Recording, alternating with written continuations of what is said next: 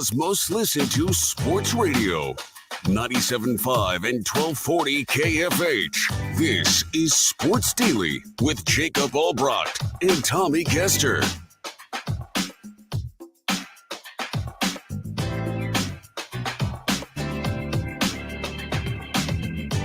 Hey, happy Tuesday to you there, everybody. It is Jacob Albrecht and Tommy Castor, and we are live with you for the next 2 hours here on Sports Daily. Glad to be with you on this Tuesday morning. We got a big show for you coming up today. We will get to the Kansas City Royals and that magic number remaining at 8 after a loss last night. We'll have Mike Gillespie of the Kings of Kaufman on later this hour to discuss that. Looking forward, how safe are they? All of those good things for the Kansas City Royals are coming for you. We'll also have Dan Israel in of the Chiefs Radio Network. Big win against the Bengals. Looking forward to the Falcons, who had a win last night on Monday Night Football. Certainly they look much better in week 2 than they did in week 1. And we'll talk to Dan about, what do you do with the injury to Isaiah Pacheco now that we know about Hollywood Brown? How much does that change things? We'll have Dan Israel actually into the next segment, a little different time slot, but still here on a Tuesday. So that's coming for you. Of course, the IHOP hotline is open at 869-1240, taking your calls. You can also leave us your video comments on our Facebook, YouTube, or X stream here on the program. And of course, on 12 News Connected Plus. Glad to have you there. Glad to have you on the radio, on the Odyssey app, however it is that you take in the show. We appreciate you being here. How are you, Tommy? Good morning. I'm good. Happy Tuesday. Looking forward to jumping into it today. I know we've got a lot to get to, and I love Tuesdays because we can talk both the Royals and Chiefs on a Tuesday, and so we kind of are able to get that knocked out, our Kansas City day. And so looking forward to talking both to Dan and to Mike on the program.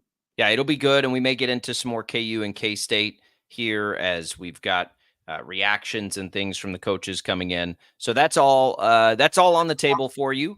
We had Monday Night Football, and we'll get to the Royals because we've got Mike Gillespie coming up bottom of the hour, and we'll get to the Chiefs in the latest, but the next opponent for the Chiefs are the Atlanta Falcons, who played last night on Monday Night Football. Kirk Cousins with a last-minute drive to go down, drive the field, and get the win over the Eagles. I thought that was an impressive win for the Falcons. They can really, really run the ball, which is interesting. And they showed a little bit there toward the end of the game that they can throw it around a little bit. I thought Kirk Cousins found a groove. And that's going to be a pretty good team and a big challenge, I think, the first road game for the Chiefs. But, Tommy, as we saw the Falcons last night, I don't think it's a knock on the Eagles. I think it was just a nice win, for the Falcons on the road. And they went and got it. And that looks, again, like a playoff caliber team 3 weeks in a row now the Chiefs will have to play here. Well, I do think that it is a little bit more about the Eagles than it is against the Falcons. I mean, I'm glad for Kirk Cousins. I'm glad that he was able to have that moment in prime time and with his new team and, be able to lead them down the field for a win. But I mean, I think it's almost more disappointing for the Eagles than it is, a big time win for the Falcons. I think that the Eagles disappointed for sure. This is a team that I feel like, they should have beaten. It shouldn't have been as close as it was down the stretch at home with all the talent that they have. I think that it's, again, a little bit of an indictment on the Eagles and specifically their coaching staff. I'm not bought in on them. I'm bought in on their talent for sure, but I'm just not bought in that they have what it takes to bring it together and actually, continue to compete at a high level in the NFC. I do. I think they didn't have A.J. Brown. I think the Eagles, if they're healthy, the Eagles are really, really good. Now, I think they've got to play better defense than they have been, but we knew the secondary for them was going to be a problem. They've drafted a bunch of young players on the defensive line and in the secondary, and, if they miss on those picks, it's going to be a problem. But I think Jalen Hurts looks better than he did a year ago. I think they added Saquon Barkley, and I think when you plop A.J. Brown back into that offense, that's a pretty dynamic team. But, health you can't take for granted, as we've learned in the NFL.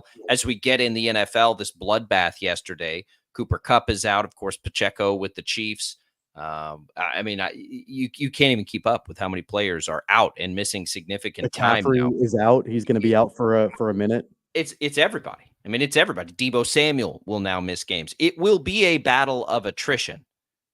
And that takes us to the Chiefs, who are fighting it right out of the gates. This battle of attrition. Drooling, I was, over the potential of this offense Well, Hollywood Brown, and now you don't have Isaiah Pacheco for a while. So they'll have to learn, and they won their first 2 games against really good teams, and they're going to have to keep sort of, I think, scratching and clawing. Whereas at one point, fully healthy, I thought they would win by big margins, Tommy. I don't think that's going to be the case anymore. I think it'll be more like last year. I think they are going to have to scratch and claw and do all of these things to try to just get through these games, at least for the next little bit. Now, if Carson Steele / Samaje Perine can come in and give you the production of Isaiah Pacheco, which I think is possible, then we're probably having a different conversation. But it's just going to be throttled down, I think, from what we hoped it might be in the offseason. But everybody's going through this right now. I mean, everybody is going through this right now. It is insane through 2 weeks how many injuries we've seen, significant injuries we've seen this year in the NFL. Something like more, if you follow fantasy football, like 8 or 9 guys in the first 2 rounds now are facing significant injury concern, or players around them. It's just been wild. We've seen Tua out for a while. We've got backup quarterbacks coming in. Bryce Young gets benched. Man, what a nutty first couple of weeks in the NFL. And the Chiefs are right there with it, but they're 2-0, and that's what makes the Chiefs the Chiefs. They've got a ton of adversity themselves, and they're 2-0 against the Bengals and the Ravens. Yeah, I've got a hard time thinking that the Chiefs are just going to roll with Carson Steele and Samaje Perine. I have a really hard time thinking that, and it's not a knock on those guys, but it's just mainly just a lack of depth. And I know that they've got a couple of guys on the practice squad. I don't know what the long-term status of Clyde Edwards-Helaire is. I don't think you can count on him moving forward. I have a hard time short term. Right. I just have a hard time thinking that there's going to be, just those couple of guys. And, even if Brett Veach wants to move somebody up from the practice squad, I don't think that's going to be enough. Andy Reid did say that for now they're going to roll with the guys that they have. I would imagine that means in the short term, it's those 2 this weekend, but also that Brett Veach has been, crossing names off the list. It sounds like, according to Adam Schefter, Kareem Hunt has a visit scheduled in Kansas City today. And what that might look like, I don't know. The interesting thing about Kareem Hunt, there's a lot of interesting things, especially his history with the organization. But what I find interesting is that in my mind, I had kind of lost track of Kareem Hunt a little bit when he left Kansas City. I know that he played for the Browns. I know what he did, but I wasn't really fully paying attention to him during the times. I thought that he was a lot older than what he is. He's only 29. And I know in running back years, that's pretty old. He's over the hill. But I thought he was, in my mind, I'm thinking he's like 32, or 30. Like, he's still on that right side of 30, which when I found that out, I was kind of like, wait a second, he's that young? He's a little washed. He is not worth the trouble that would stir up to bring him back after, what caused his departure from Kansas City in the first place. And let's be real about it. It would be fine. Fans aren't going to, riot or anything like that. But if you're going to go down that, go get Jerick McKinnon, or, go get somebody else. It's not, I'll put it this way. Kareem Hunt is not going to walk on this roster and be better than Carson Steele at this point of his career. He's not. Carson Steele can do the exact same thing. I don't know if he can catch the ball like Kareem Hunt, but that's why you have Samaje Perine there. So I don't think that one is worth it, but it's familiarity, and the Chiefs are not scared of those types of situations, certainly. So maybe that's the way they go. We'll ask Dan Israel about it here in just a couple of minutes. We're going to take it. This is a quick segment because we're getting Dan in a little earlier than normal. So we're going to take a quick break. All of these questions for the Chiefs. What do they do? How do they look now? How do they refocus and regather? Problem at left tackle, problem defending the tight end to some degree, problem defending a mobile quarterback. They're not going to have that problem this weekend, but it is a little bit of a problem. So we'll have all of this for you as we make our way through. Dan Israel, executive producer of the Chiefs Radio Network, joins us next. All this football coverage on KFH presented by T-Mobile. Switch to T-Mobile and you can get tons of benefits and still save on every plan versus AT&T and Verizon. Use their savings calculator to find out how at T-Mobile.com/switch. It's Sports Daily. Albrecht and Caster. Dan Israel joins us next to talk a little Chiefs.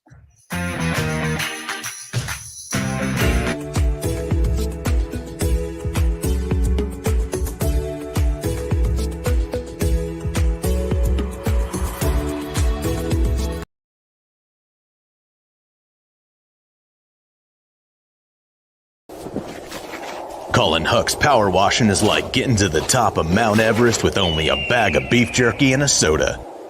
Huck's can conquer all residential or commercial exterior cleaning woes that you have, leaving you feeling like you're on top of the world.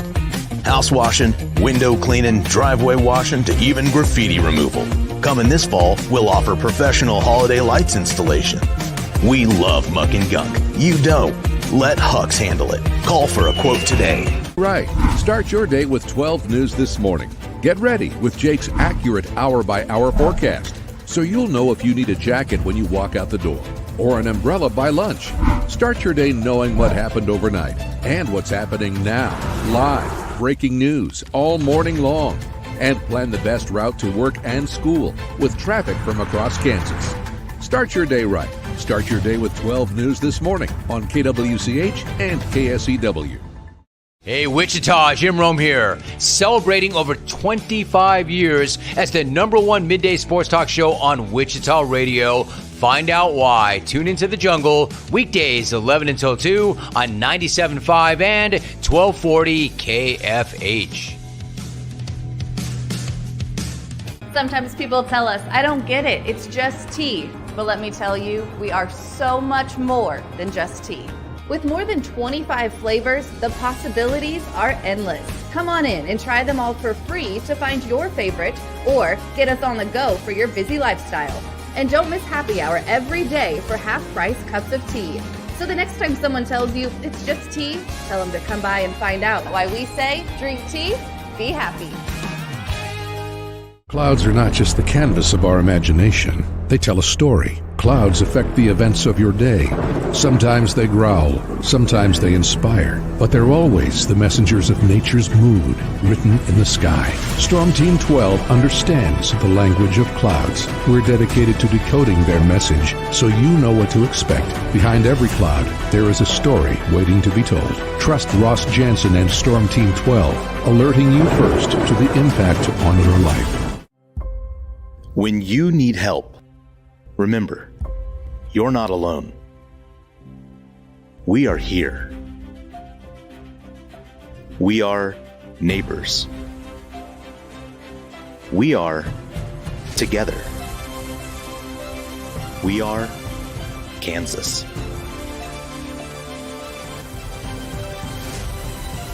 We are 12 News. They say it takes a village. Come together and support local businesses in our neighborhoods. When you contribute to local shops, more money goes back into the economy. Shopping local makes our state stronger. So give back to the communities you love and watch our businesses and communities thrive. Shop local and be Kansas proud. At 12 News, we know you're busy, which is why we're here whenever you need us. Anytime, any screen. With live breaking news. Critically hurt after an apartment. Storm Team 12 forecast. Snowing for many miles. And the stories you don't want to miss. The scene's still very active. Just search KWCH 12 News wherever you stream and catch up on the latest news of the day. All for free and on your schedule, hopefully making your day a little bit easier. And did I mention the Storm Team 12 forecast? 12 News whenever you want. Sometimes people tell us, I don't get it, it's just tea. But let me tell you, we are so much more than just tea. With more than 25 flavors, the possibilities are endless. Come on in and try them all for free to find your favorite or get us on the go for your busy lifestyle. And don't miss happy hour every day for half-price cups of tea. So the next time someone tells you it's just tea, tell them to come by and find out why we say, drink tea, be happy. Determining fact from fiction. That's our full-time job. You need to have someone give you the whole story from every side. To help you when no one else is listening. You need someone to put you first. That's what we do. We bring you the facts first. When you need it. Wherever you are. 12 News. Facts first.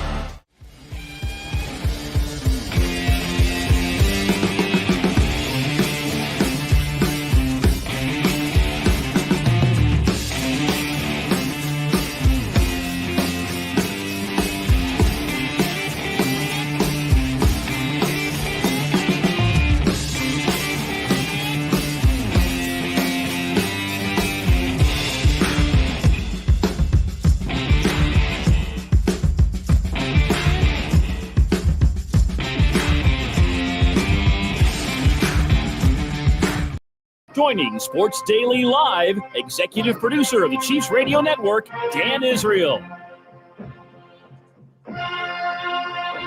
And welcome back in, everybody. It is Sports Daily here on KFH, and we are happy to be joined by Dan Israel here. Dan, it has been an eventful start to this season. Bottom line, Chiefs are 2-0 by 2 toenails. They're 2-0, and no Hollywood Brown, no Isaiah Pacheco. It's only week 3. This is insane. No, and I feel bad because we talked about this a couple of weeks ago. Pacheco's ability to get through an entire season, the way he runs, was difficult.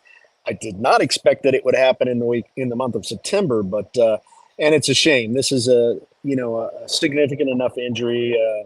Pacheco is a really good kid. He's a hard worker. He was crying in the locker room. It's upsetting. And but the nice thing about bones is they tend to heal at a predictable rate. So I think, the Chiefs can count on getting him back at a 6 or 8 week mark. The downside to that is they're not going to let him on the field with a leg injury as a running back until he's fully healed.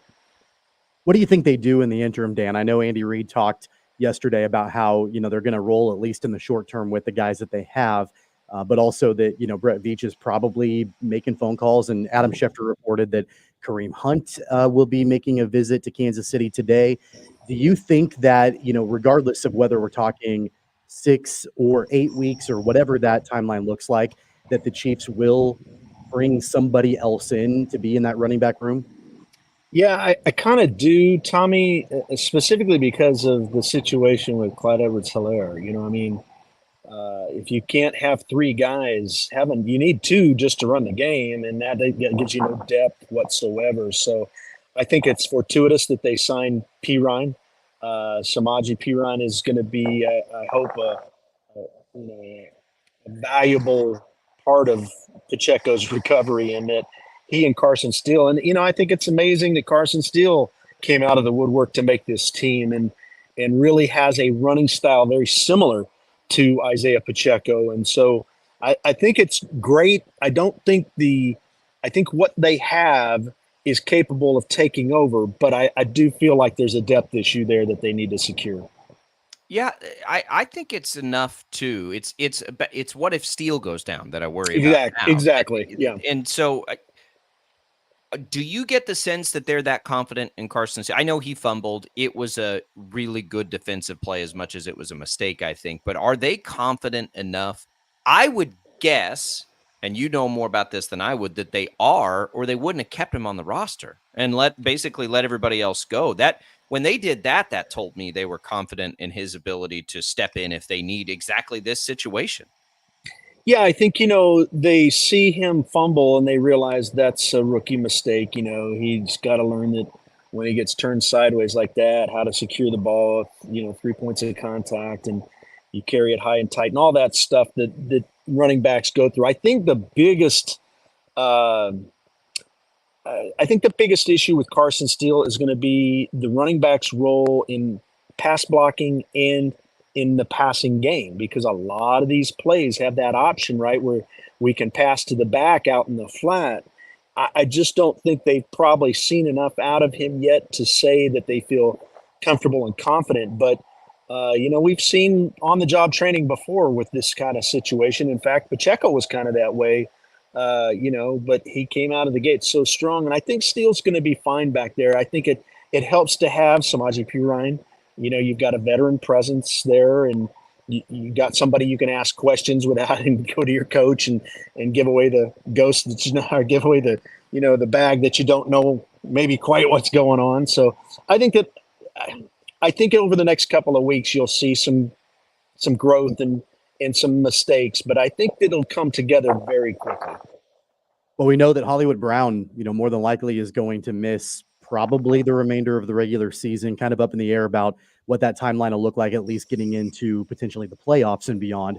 There were a few moments, Dan, in the game on Sunday that as I'm watching, I'm thinking, man, like Hollywood Brown would be a game changer, depending on, which play we're talking about. But there was like that one in particular, the Cam Taylor-Britt interception against Xavier Worthy, where Worthy is really fast, but he wasn't able to get any kind of separation from Taylor Britt. That was an incredible interception. But in that moment, I thought, I don't know, maybe Hollywood Brown could have gotten some separation. How do you feel like the Chiefs' passing game is evolving and changing, especially knowing that they're not going to have Hollywood Brown for the regular season?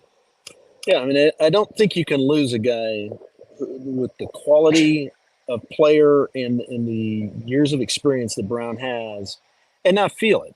Now, is the room devoid of talent? No, because you've still got Juju Smith-Schuster in there. We saw a huge play to Rice Sunday that was a phenomenal, throw and catch. And so you got Xavier, you still got Sky Moore. I mean, let's see what Sky is capable of doing. We saw him out there in a couple of situations with the special teams, but I feel like it would be hard, Tommy, to not miss a guy like that. Unfortunate was the news that it's going to be all season. I mean, I can only suspect, certainly not a doctor, don't play one on TV, but I can only suspect that this injury just wasn't healing, and that they had to, kind of kick to an alternative of surgery. And it's a significant enough surgery that it's going to hold him out months. You do have we do stand the chance of getting him back at a very good time in the postseason. But man, it would have been nice to have him all season. He just looks so good at camp. I know Josh Klingler, my sideline guy, says, we never had him. Just forget it. Just pretend like we never had him. It's like, I was at camp. I saw him catch those balls. Yeah. So it's a tough thing to say. Yeah, I would have loved to have seen that all season. And then it sort of piles up too, because we haven't seen Travis Kelce fully as a full weapon yet. And the problem I would see is Kingsley Suamataia just got dominated in that game. And if they're going to need to help at left tackle, whether it's Wanye or Suamataia, that probably limits how much Travis Kelce can get out there right now and be a pass catcher too. I don't know what the game plan against the Falcons will be, but they've run it more than they've thrown it.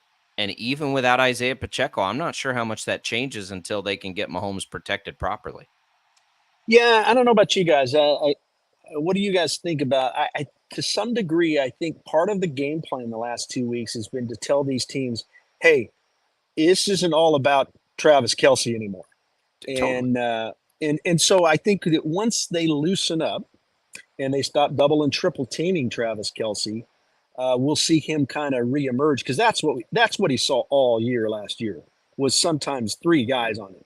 And he still managed to be productive, which was amazing. But I feel like this is a concerted effort by the play calling to kind of remind teams that things are different this year, and they're going to be different this year. And it's the rope-a-dope, right? as soon as they forget about Travis Kelce being a primary target, he's going to light it up and go for 115 a game.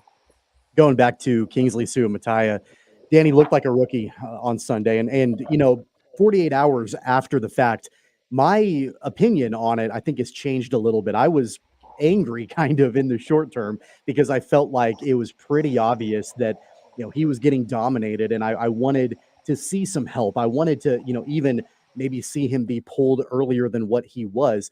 After thinking about it for a while, I don't know. I think there might be a part of me that kind of thinks now, he's a rookie. He took his lumps and they kind of threw him into the fire. And that sort of performance, that sort of situation may end up paying dividends in the long term. Do you feel the same way about what you saw out of him? Or is it something where, he was just clearly overmatched and shouldn't have been in that position at all? Well, I think all of those are a factor, because in the first 2 weeks, you've played some substantial defense. You played against the Ravens defense can be just absolutely smothering. And you're talking about the Bengals, who, while they didn't play well in week one, they certainly played better against us, and their defense was getting things done. I do think Kingsley's making rookie mistakes. I somewhat was surprised that coach did sit him down.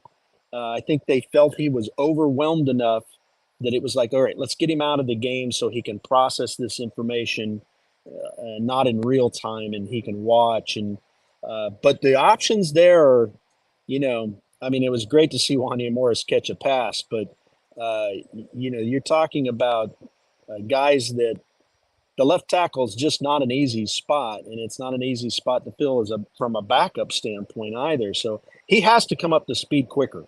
I think the coaches expect that of him. I will say he's a smart kid, and I think the expectation there is worthy. I mean, we had kind of peaked with Wanye, and it just wasn't quite where the team wanted him. But I don't think Kingsley's hit that yet.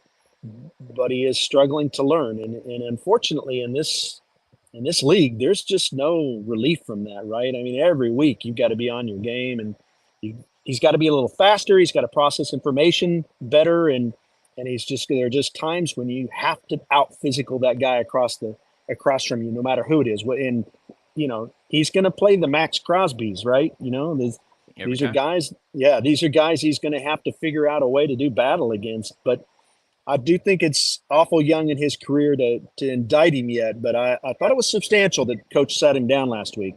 I'd like to see Wanye at least start, but yeah, I think it will be a combination of those guys. Dan Israel, Chiefs Radio Network executive producer, joining us for a weekly visit. We appreciate Dan's time. Dan, let's go to the other side of the ball.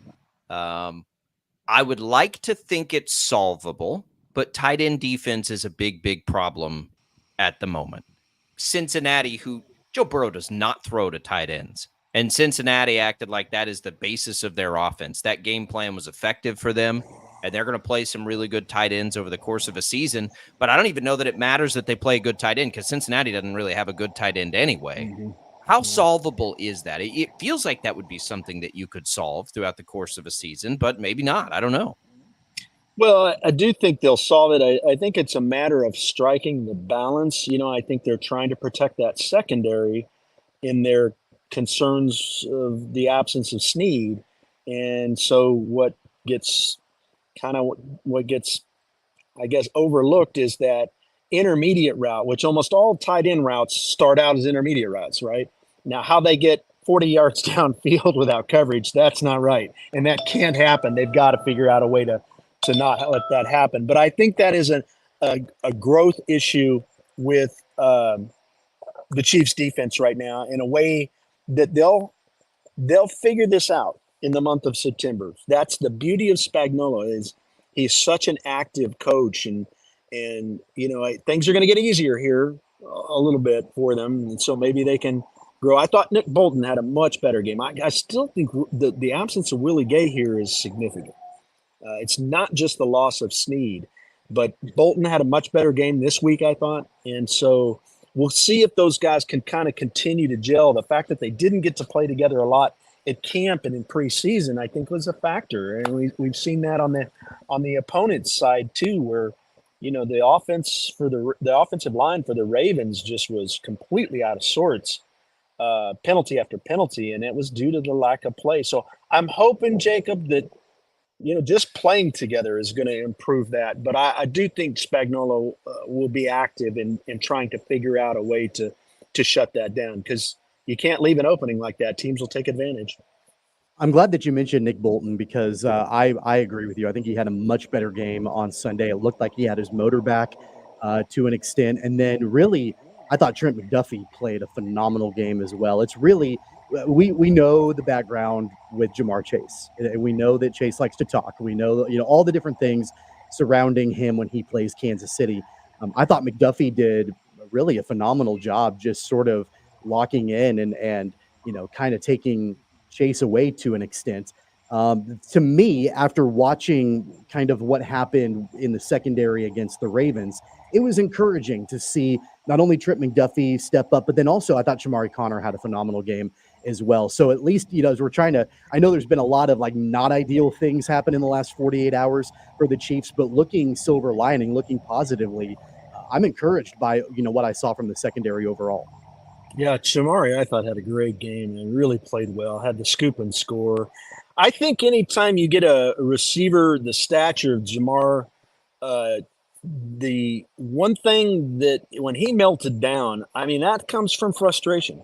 And so the defense must have been getting under his skin enough that he had a complete meltdown. The guy has been in the league long enough to know you don't mess with referees. You're just never going to win that. Whether it's words or whether it's hands, you're never going to win that. So I thought that was interesting to see the level of frustration he was at. And you got to give a little bit of that to the defense, for keeping him in check the entire game. Now, I'm sure his situation with Cincinnati is in play there too. That's got to be frustrating. But it was I thought a much better performance this week overall from a defense, even from the defensive line. I thought Chris Jones was getting more effective. Like George Karlaftis was playing much better. And I just felt like overall there was a better performance in week 2 than week 1. So I'm excited to see the progression there.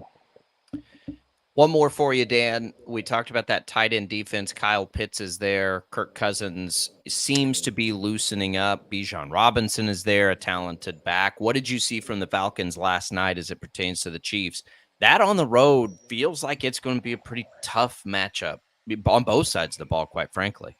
Yeah, they played very well last night against an Eagles. I don't think the Eagles are quite the team they were. I think the loss of Jason Kelce was significant, but they're still a very good team, and certainly Jalen Hurts is a good quarterback. And to play them at the Link, to play them in Philadelphia as strong as they did was surprising to me, frankly. They may be pulling that team together quicker than I anticipated. I'm not a huge Kirk Cousins fan, but I think he played well enough last night to win, right? And so you take that same game back home, you automatically get a bump for it being your stadium. Now, can the Chiefs go in there and win? They can. They're a better team than the Falcons for sure, but I think it's going to be maybe not quite the cakewalk that we thought it was going to be. I agree. It'll be, and it's another primetime game now, the second in 2 weeks. We'll see if they do anything at running back of significance. In the short term is probably going to be the Carson Steele P. Ryan show. Dan, we appreciate it. That Falcons game has got me pretty fired up. I think that's going to be fun. I'm glad they bounced back last night to maybe not glad for the Chiefs, but they certainly look better than they did in week 1. The one thing, Jacob, I'll give Coach Reed and really the locker room in general, they like playing good teams. They'd rather play strong teams than weak teams because they know iron sharpens iron that way. And so they're probably very excited to go down there and play them a better team than what it was. As a fan, I like my heart's I'm 60 years old. Those close games are getting to me, man. Well, listen. All of these things we've talked about, like their issues for the Chiefs, they're 2-0 and they beat the Ravens and the Bengals. Yeah, that's right. So, I mean, that's the margin in this league. Could be a couple of critical tiebreakers too. So it's quite the lead. You're talking about the Bengals are 0-2, the Ravens are 0-2, the Titans are 0-2, the Chiefs are 2-0. So yeah, it feels like the driver's seat early in September. It's despite the bad news. So it's good things for us as fans. All right, Dan, we appreciate it. Go Chiefs. Good luck. We'll talk again next week. All right, sounds good. Go Chiefs, guys. There goes Dan Israel. Tommy, that's the crux of this, isn't it? The 49ers lost a game. The Eagles lost a game. All of these teams right now, the Texans almost lost a game to the Bears, struggled. Is anybody right now like who? And I would say you got to factor in the injuries to the Chiefs in this discussion too. At this point, like, is there a clear heads and shoulders favorite at the moment as we look across the league? After week 1, it was like, okay, it's the Chiefs and it's the 49ers. Well, fast forward about 7 days, and the Chiefs are without Hollywood Brown and Isaiah Pacheco now for significant time. The Niners without Christian McCaffrey and Deebo Samuel for a little while. So, okay. I mean, the Texans are the team that haven't had any significant injuries, I suppose. But I don't even. Yeah, but you know who the best team in the NFL has been through 2 weeks? The Saints have been the best team in the Saints, NFL. Yeah, and maybe the Vikings. Yeah, no, I mean, if you're just looking at straight up point differential, it's the Saints. I mean, they put up 91 points in 2 weeks, and they've only given up 29. Yeah. So what they've done, and of course, it's extremely early. It's 2 weeks into the season, but. And then really from a division standpoint, the NFC South, at least through 2 weeks, looks for real outside of the Panthers because you saw what the Falcons did last night. The Buccaneers are 2-0. They look really good. Yeah, they're good. And then what's going on with the Saints? I certainly didn't anticipate that. It's I can get over like teams losing games when they're not supposed to. That doesn't throw me off very much. It's these injuries that are throwing me off right now. Like I'm trying to like sort just through that across the league. Just wild. You mentioned the Saints. One of those wins was against Panthers and the others against the Jekyll and Hyde Cowboys. But I've been impressed by them for sure. Panthers, though, are moving away from Bryce Young. 2 starts into his second year as a starter. And here we go. I want to talk about that because I told you I've been like fascinated by Caleb Williams. And by the way, here's a fun stat Brandon Zinner had for me yesterday. And I don't know where he got this. J.J. McCarthy right now is tied for the lead in rookie quarterbacks with touchdowns thrown. That tells you about the rookie quarterbacks that are rough. Out there right now. It's been rough for the Rooks. It's been bad for Bo Nix. It's been rough for Jaden Daniels. It's been rough for Caleb Williams. I mean, he's taking his lumps right now. I want to go through that because I want to compare all of them to Bryce Young. And what I don't remember a number 1 overall pick looking as bad as Bryce Young has looked. And I hate that because I like that guy, but he looks awful. And he's getting benched for Andy Dalton. If Andy Dalton has a pulse, he will find his way to starting games in the NFL. You can count on that. And he's now the starting quarterback of the Carolina Panthers. We'll touch on that. We've got Royals talk. The magic number is at 8. That's coming up top of the hour. We'll have Kings of Kaufman, Mike Gillespie in to talk about that for us. This portion of the program brought to you by Crestview Country Club. Great golfing weather out there. It's a little warm, but hey, you'll take it. You got those nice, cool mornings. They got 36 holes of golf for you to choose from and all the other great amenities, the tennis, all of it. Great clubhouse. Give them a call. Tell them we sent you. Tommy and I are both members. We love it. Families love it. Take a tour. Check it out. We appreciate their support of Sports Daily. We'll come right back. What in the world's going on with these young quarterbacks? That's next. Quarterbacks in general in the NFL, quite frankly. It's next on Sports Daily.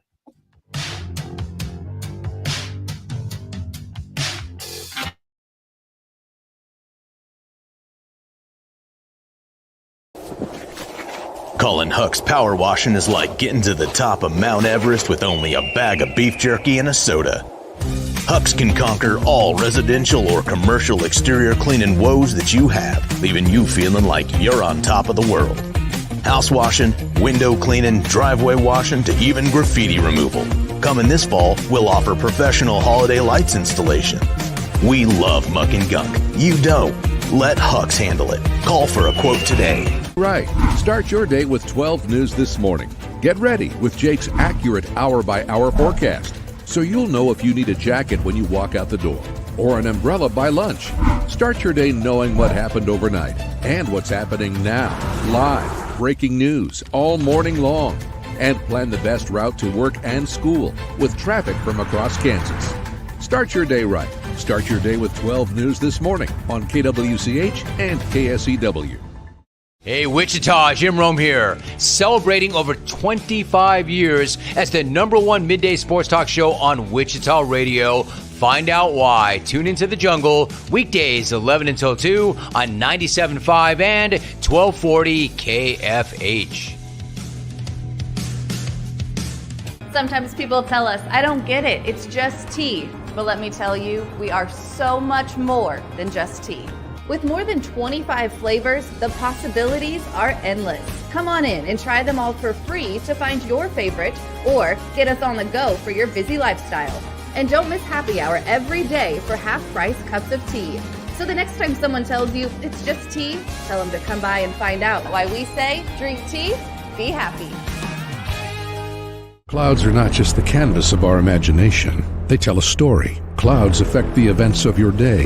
Sometimes they growl, sometimes they inspire, but they're always the messengers of nature's mood written in the sky. Storm Team 12 understands the language of clouds. We're dedicated to decoding their message so you know what to expect. Behind every cloud, there is a story waiting to be told. Trust Ross Jansen and Storm Team 12, alerting you first to the impact on your life. When you need help, remember, you're not alone.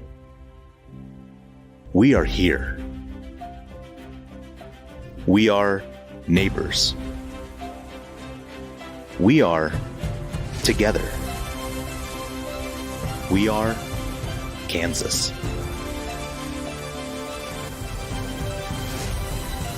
We are 12 News.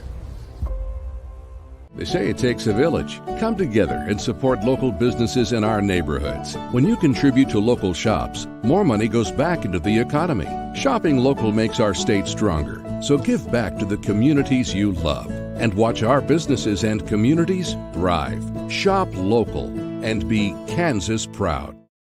At 12 News, we know you're busy, which is why we're here whenever you need us. Anytime, any screen. With live breaking news. Critically hurt after an apartment. Storm Team 12 forecast. Snowing for many miles. And the stories you don't want to miss. The scene's still very active. Just search KWCH 12 News wherever you stream and catch up on the latest news of the day.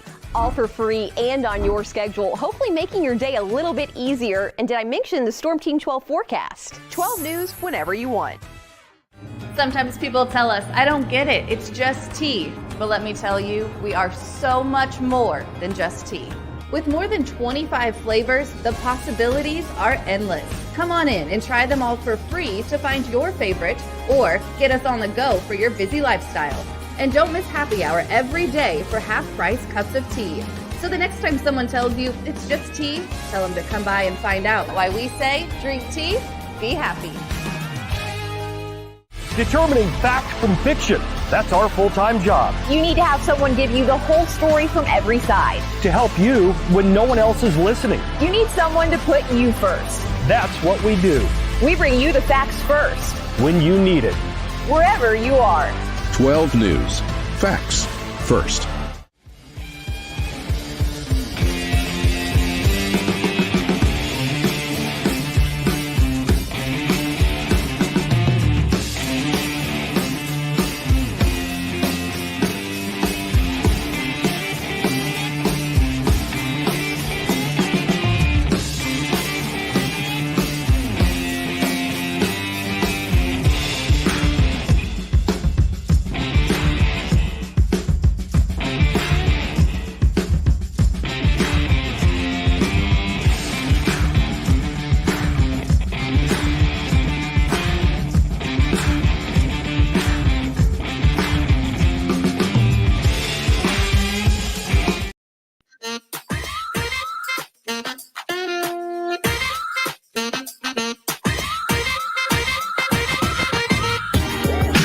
Set up our text to win contest here. You can win a free iced tea from HTO. More than 20 flavors to choose from of sweet and unsweet iced tea, best there is. And a coffee drink, iced or hot, including the new fall flavor options, the butter pecan mocha or the dirty chai apple crisp. All for you. You can win one of each right now by texting to win the keyword tea.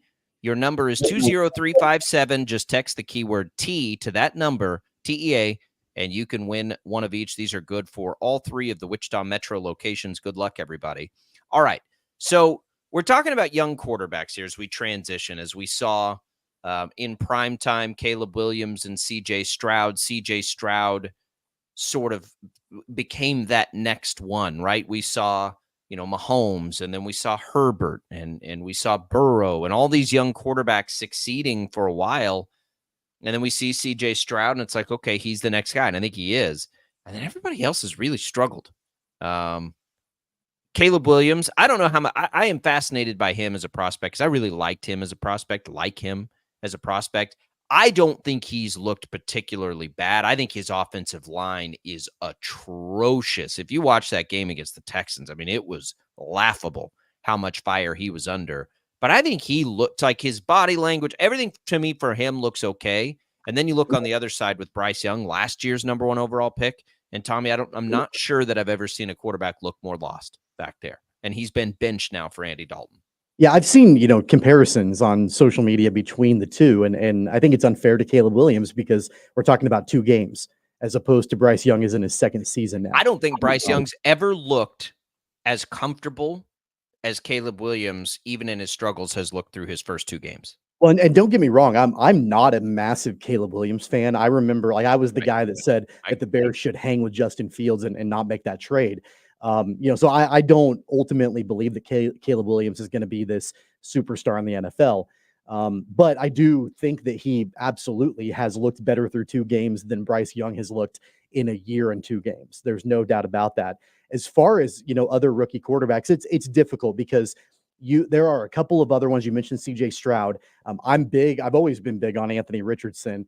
Had it not been for an injury last year, he got off to a really good start and has looked okay, so far in his second year. So I don't know. I think that there have been some other circumstances that, you can kind of point to. Trevor Lawrence is another example of somebody that came out with a bunch of hype, and he's put together a career that, again, I would say is okay at best so far, but there really hasn't been that big step forward from somebody like Trevor Lawrence to be able to, solidify himself in the top tier of NFL quarterbacks. So it's tough. It's really difficult when you are trying to assess who your new franchise quarterback is going to be when you take a really, really high draft pick to bring that person in, and you're basically strapping the hopes and dreams of the franchise long-term onto their backs, whether or not it's going to pan out. I mean, it's bad right now for quarterbacks in general. The numbers are down again, and they were down last year too. And I don't know what that is or where it's, coming in. But it's not just the young quarterbacks. It's kind of everybody right now. Rick says that none of the quarterbacks should play as rookies, Mahomes and Brady, and they're better because of it. I don't agree with that completely. I do think if you can afford it, sitting them is a great path to it, but I can't watch what CJ Stroud just did as a rookie, what Justin Herbert did as a rookie, and say, that they shouldn't have been starting as rookies. I don't think it's a hard and fast rule. I think if you're going to start as a rookie, what Caleb Williams is looking at this year is about as good as you can do. Now, their offensive line's terrible. And if they don't protect him better, he's not going to stand a chance this year.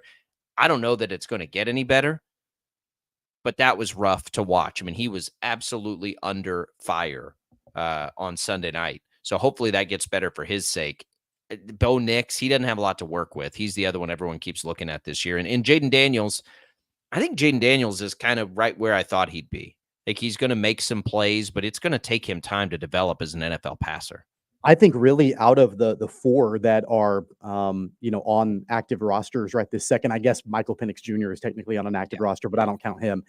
I think I am most happy for Drake May in the situation that he's in right now in New England. Yeah. Because, they've kind of allowed him to be able to get acquainted and acclimated with the NFL. It helps that Jacoby Brissett has played okay through the if you're going to watch a quarterback, he's a good one to watch. It is. And, I know that Gerard Mayo, I think it was yesterday, talked about how Drake May in practice, it's kind of a 70-30 split right now. And so they're really trying to bring Drake May along with the understanding that he will be the quarterback for the Patriots, and Jacoby Brissett is kind of that placeholder, that bridge quarterback, if you will. And that, at least for right now, has worked out decently well for the Patriots. Nobody expects the Patriots to be a contender right now, so that sort of helps things a little bit. They're not expected to jump out and be this, dominant team. So they have the opportunity to bring Drake May along and take their time with his development. I like that, as opposed to a Bo Nix or a Jaden Daniels just kind of being thrown into the fire. Yeah, I agree. I think he's in a pretty good position to succeed there. I don't disagree with that at all.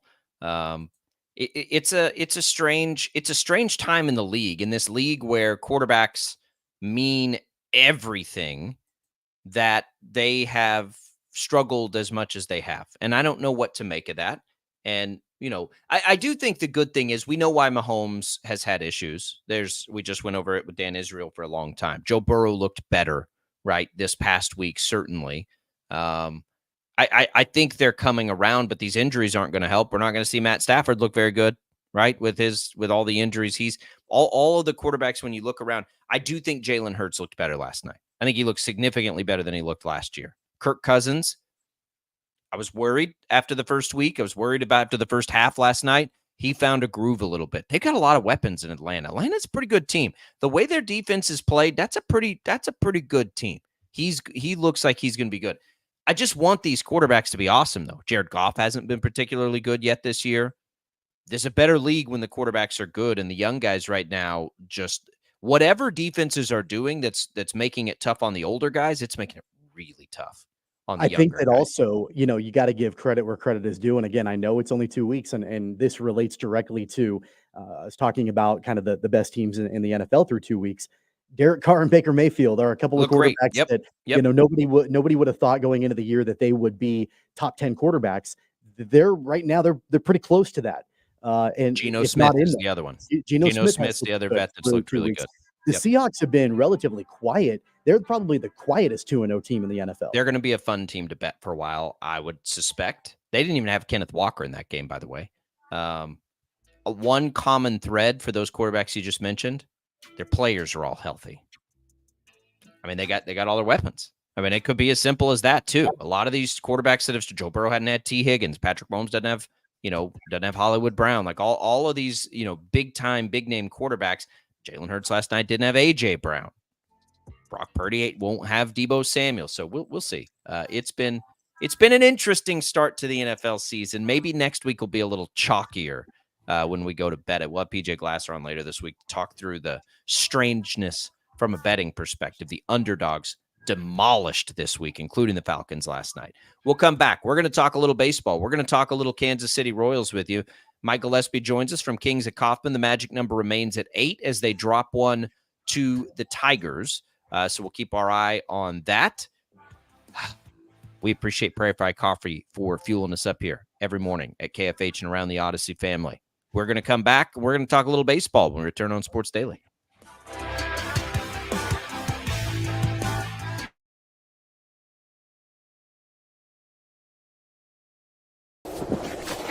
Colin Huck's power washing is like getting to the top of Mount Everest with only a bag of beef jerky and a soda.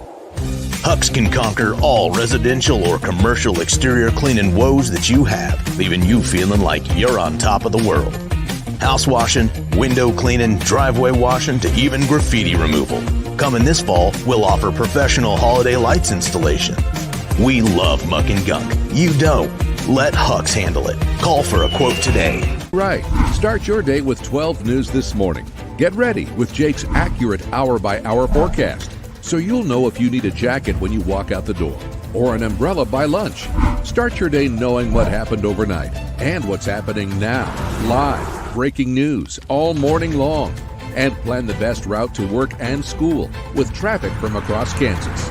Start your day right. Start your day with 12 News this morning on KWCH and KSEW.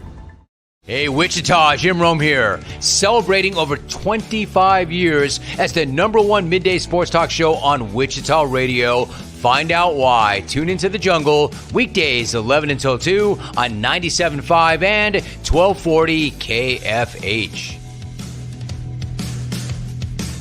Sometimes people tell us, I don't get it, it's just tea. But let me tell you, we are so much more than just tea.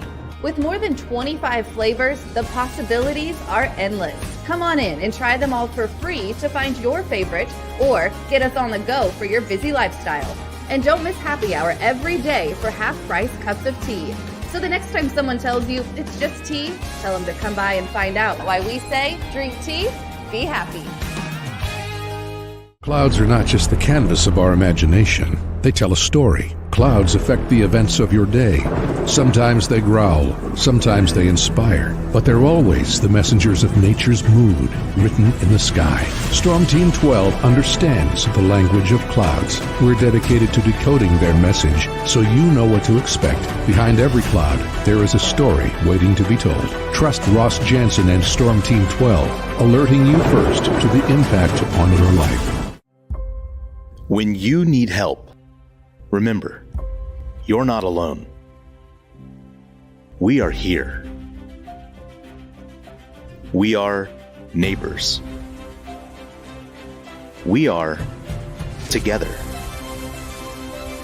We are Kansas.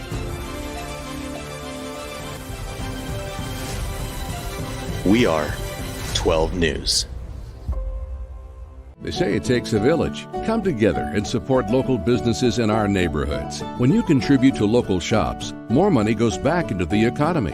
Shopping local makes our state stronger, so give back to the communities you love. and watch our businesses and communities thrive. Shop local and be Kansas proud. At 12 News, we know you're busy, which is why we're here whenever you need us. Anytime, any screen. With live breaking news. Critically hurt after an apartment. Storm Team 12 forecast. Snowing for many miles. And the stories you don't want to miss. The scene's still very active. Just right search KWCH 12 News wherever you stream and catch up on the latest news of the day. All for free and on your schedule, hopefully making your day a little bit easier. And did I mention the Storm Team 12 forecast? 12 News whenever you want. Sometimes people tell us, I don't get it, it's just tea. But let me tell you, we are so much more than just tea. With more than 25 flavors, the possibilities are endless. Come on in and try them all for free to find your favorite or get us on the go for your busy lifestyle. And don't miss happy hour every day for half-price cups of tea. So the next time someone tells you it's just tea, tell them to come by and find out why we say drink tea, be happy. Determining fact from fiction. That's our full-time job. You need to have someone give you the whole story from every side. To help you when no one else is listening. You need someone to put you first. That's what we do. We bring you the facts first. When you need it. Wherever you are. 12 News. Facts first.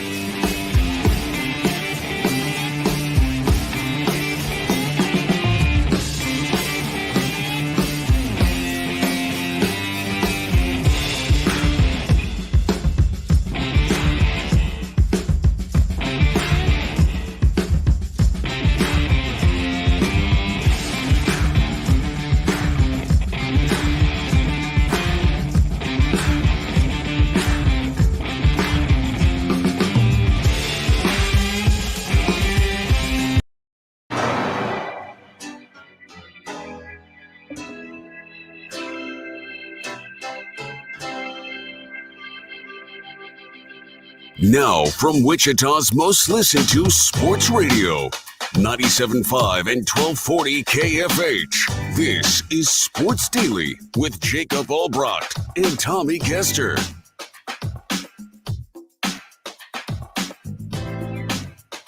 All right, welcome back in, everybody. It is Sports Daily. We are getting ready to talk a little Royals baseball, which is available for free right here on KFH and the Odyssey app. You can tune in to 97.5 and 1240 KFH tonight at 7 o'clock after the Chiefs Kingdom show for Royals Tigers. We'll join in progress. Simply download the Odyssey app, search for KFH at game time. Jacob Albrocht here, Tommy Castor. We are going to talk Royals as we welcome in from Kings of Kaufman, Mike Gillespie, joining the program again for a weekly visit, a Royals Insider. We appreciate Mike's time and insight as the Royals dropped the first one to the Tigers. Frustrating loss because you had a big-time offensive performance, but Seth Lugo was not good, Mike, in that game. The magic number remains at 8. It's not going to feel – we're not going to feel relief until that magic number is 0, I don't think. As promising as things still look, each time you lose, it still makes you just cringe a little bit. Yeah, I think that's true. It seems like every time we watch the Royals now, we're pretty comfortable until the bullpen gate swings open, and then things just kind of deteriorate. I had a story up this morning where I actually wasn't all that tough on Lugo. He wasn't Lugo type Lugo, but he worked out of a jam. He was getting the outs, and then the 5th inning came. He got into some trouble, left with a lead, and then the bullpen came, and unfortunately, couple that with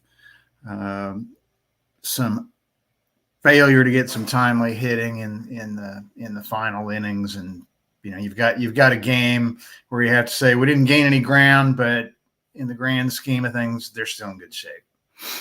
Mike, for me, after watching this team the last week or so, my biggest takeaway, I think, has been just having a steady presence in the leadoff spot from Tommy Pham.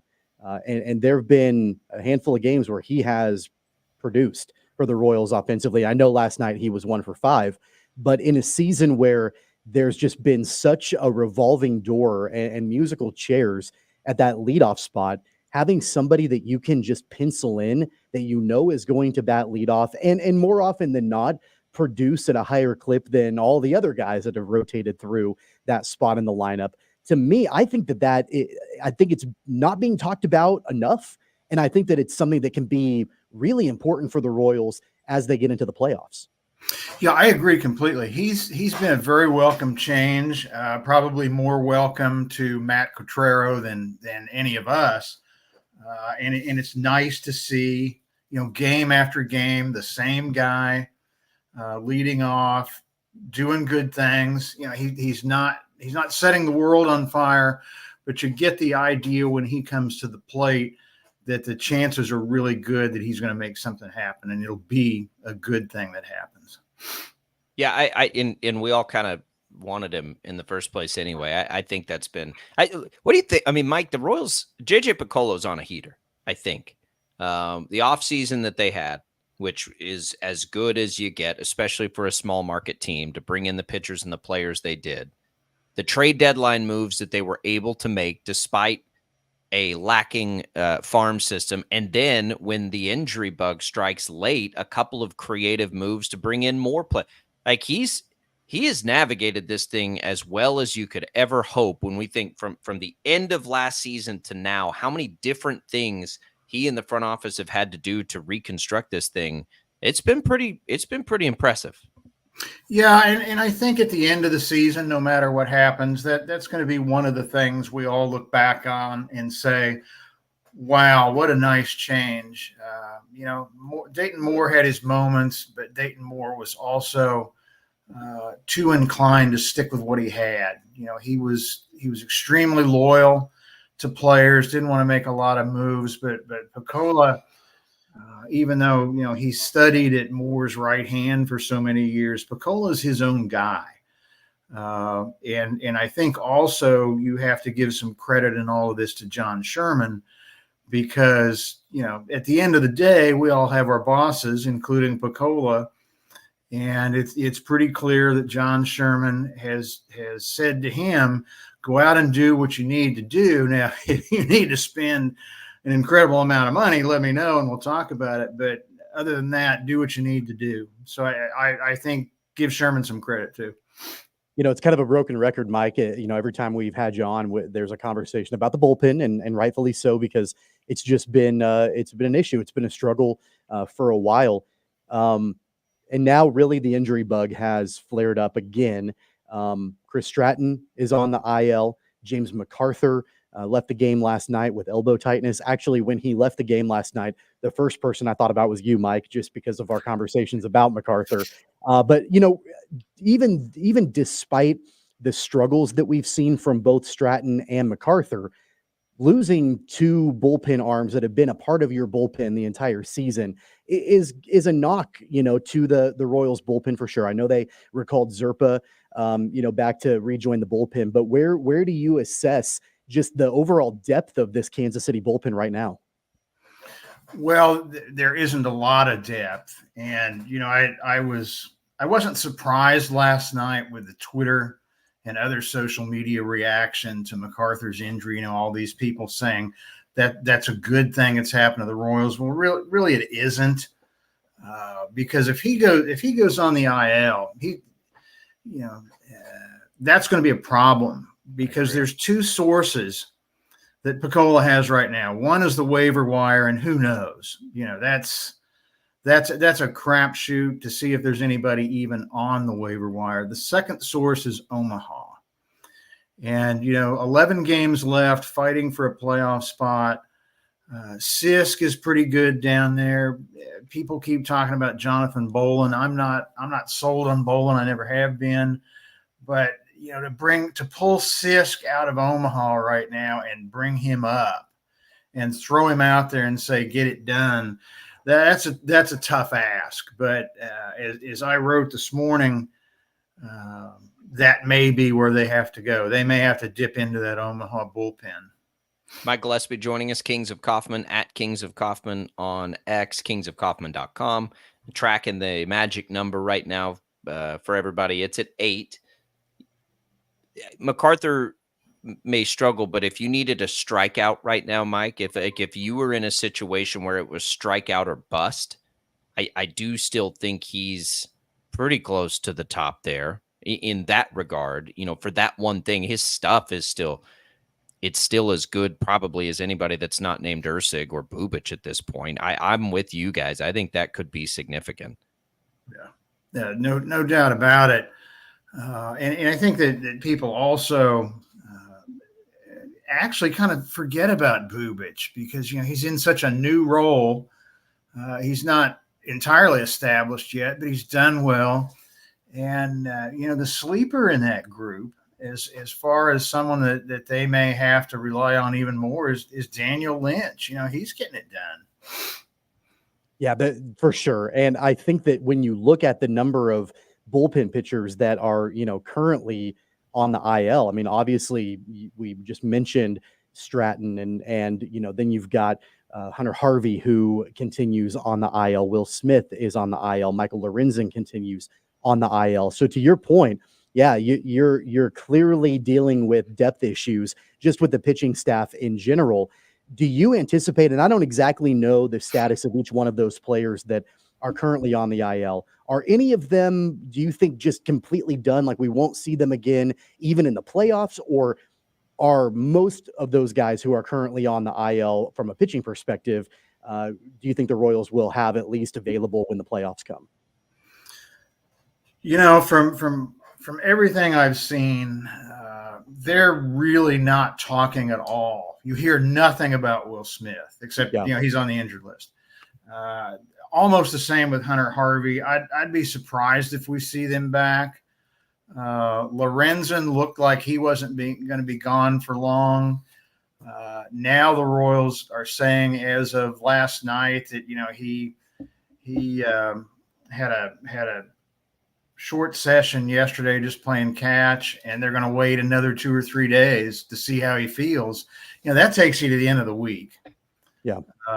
So I'm not confident that there's anybody on the injured list now that we're going to see back. And even if we do, they're not going to probably contribute a lot.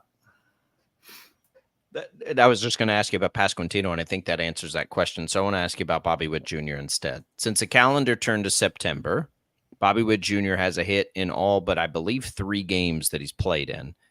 So you like that. A lot of those are one-hit games. Hey, not all the way back yet, but we see the grand slam last night. He's getting a little more active. We had a stolen base mixed in there last night as well. It feels to me, Mike, like he's revving it back up right at the perfect time. Do you get the same sense from the king of Kansas City right now? Well, I'm trying to get that sense, obviously, because the Royals aren't going to go very far with Bobby Witt's bat being cold. And admittedly, I've been kind of hard on him. Even though it's tough to be hard on him. He went into last night's game hitting .219 with a sub 300 on base percentage over his last 18 games. But there's that, you're right, there's that he seems to get a hit every game. Some of them have been big hits like last night, but I don't see him slumping till the end of the season and into the playoffs. I think he's going to come around. And in fact, like I say, I kind of harped on him a little bit in a story this morning, but I've got another one coming hopefully for later today that's a little more optimistic, but I think he's going to be there. Going into the first game of the series last night against the Tigers, the Royals were 4 games back at the Guardians in the division with 12 to go. After last night, they're now 5 games back with 11 to go. So that's a tall order for the Royals to overcome. I felt, in 4 games with 12 to go is tough also. But I felt like at least going into the series, if they could make some noise against the Tigers, it could be something that, maybe at the end of this week and early next week, they're back in that race a little bit. If they could trim that gap down a little bit. They weren't able to do that. The Guardians won last night. You're never going to hear in the clubhouse anybody say that they're throwing in the towel on the division, but 5 games back with 11 to go is difficult. That cushion in the wild card is now, I think, what we all switch our attention to really fully, and just making sure that they continue with a sizable cushion and lead in that wild card. Knowing what we've seen over the last several days or so from Kansas City as they continue this series against Detroit and then moving forward, do you think is there anything that stands out to you as a major red flag as to them potentially not keeping that cushion in the wild card? Not really. I'm a little leery of the weekend series with San Francisco. That the Giants aren't going anywhere. But that's I hate to use the term trap game or trap series, but it concerns me a little bit. And as far as the division goes, I think the Royals' only hope there is the fact that the Guardians have 3 games left with Minnesota. And then they finish the season with the Astros. And the Astros are one of the best teams, since early in the season, since, they got off to a slow start. But that's the Royals' hope. They got to get, for that division, they got to get an awful lot of help. I don't think it's probably going to come from Minnesota, but let's hope it does. And Houston does some damage to them too. Mike Gillespie, Kings of Coppin. One more for you, Mike. If let's just say the Royals, it finishes and they sit right where they sit right now in that second wild card spot. Remind us what that means. What does that mean for how they would open the playoffs? Is that a road? Because the rules keep changing. What is the path if that's the path they take? Well, you get into all this, tiebreaker stuff and who plays where. If I had to bet right now, and I was just looking at this morning, and most of the pundits are saying, who knows? Even though you can get a pretty good picture right now of who's going to be in the playoffs. The puzzle is pretty complicated as to where they're going to be. Right now, I'd probably put the Royals on the road, but I'm still up in the air on just where that road is going to lead and who they're going to play. It's let's just get there. How about that? Let's just get there. Yeah. See if the Royals can get back to the postseason. See if Bobby Witt Jr. can get hot. See if they can lean into that good starting pitching and get on some kind of a run. All of Mike's work you'll find at Kings of Kaufman. We appreciate it, Mike. One more of these wild weeks, and we'll probably have a whole bunch of answers next week. Or maybe not. Maybe we'll have to sweat it out a little bit longer, but we appreciate it here. Thanks for joining us on Sports Daily. Thanks, guys. Always good to be there. There goes Mike Gillespie. Check it out. It's a race still. It's not over yet. And boy, you'd just like to see him put Detroit away. That would be nice because Detroit's pesky. I don't know what else to say about them other than they're pesky right now, Tommy. But you'll hear it again right here tonight on KFH. Yeah, it's a different team than the Pirates are. I mean, you look at both of those teams' records, and on paper they look pretty similar. But Detroit is a better team than Pittsburgh is. Pittsburgh has talent. Yeah, I mean, there's no doubt about it. But I think Detroit is a little bit further along in that process. And at the beginning of the season, I would have put Detroit a little bit better. I think I probably would have had them over 500. I think AJ Hinch has done a good job in rebuilding them. Incredible and job. So, they haven't executed. They haven't gotten the wins that I think that they expected. So even though on paper their win-loss record looks fairly similar to Pittsburgh, it's a different team than the team the Royals faced on the road over the weekend. It's Reagans and Marsh in the next two Reagans tonight, but they go up against two pretty good pitchers. Mize is not bad.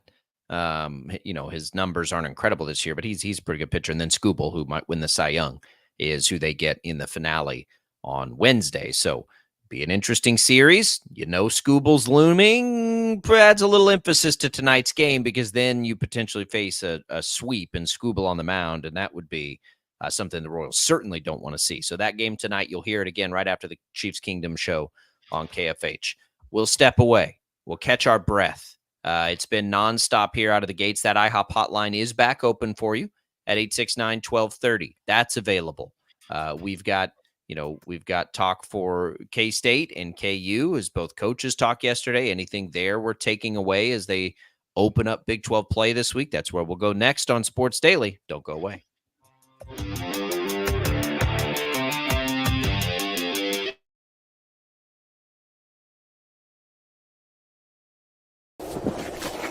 Colin Huck's power washing is like getting to the top of Mount Everest with only a bag of beef jerky and a soda.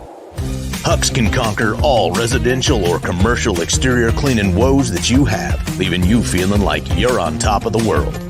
House washing, window cleaning, driveway washing, to even graffiti removal. Coming this fall, we'll offer professional holiday lights installation.